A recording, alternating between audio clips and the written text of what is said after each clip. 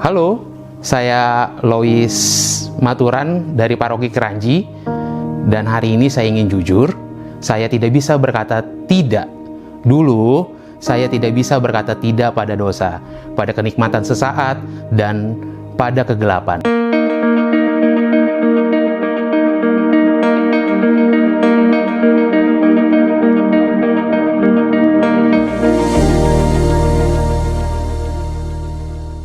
Saya dulunya bandar narkoba kelas 3, kurir, pemakai, semua saya jalani. Di bulan Mei 2017, saya tertangkap karena menyimpan dan menjual narkoba. Ditahan di Polres Bekasi selama 2 bulan, lalu dipindahin ke lapas dan dijatuh hukuman 5 tahun 6 bulan. Awalnya sih saya nyesel, tapi itu nggak lama.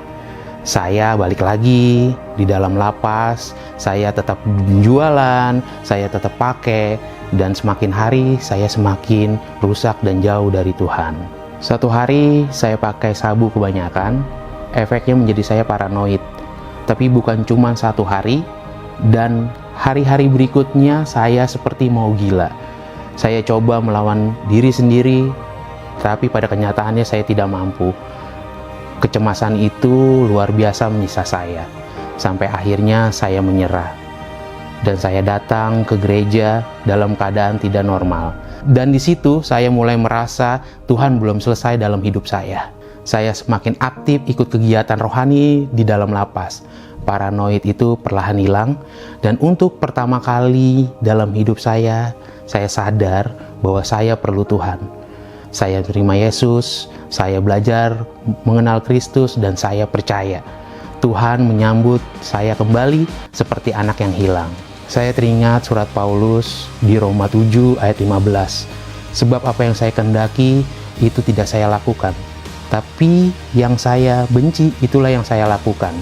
Saya tahu rasanya, saya tahu artinya jadi manusia celaka, tapi saya juga tahu artinya diselamatkan. Saya teringat di surat Roma 7 ayat 25. Syukur kepada Allah oleh Kristus, Tuhan kita. Hari ini saya belajar berkata tidak, bukan karena saya kuat, tapi karena saya tahu saya lemah. Tapi justru dalam kelemahan-kelemahan saya, kasih Tuhan menjadi sempurna. Buat teman-teman yang merasa lemah dan masih jatuh, percaya bahwa kasih Tuhan memampukan kita semua untuk bangkit kembali.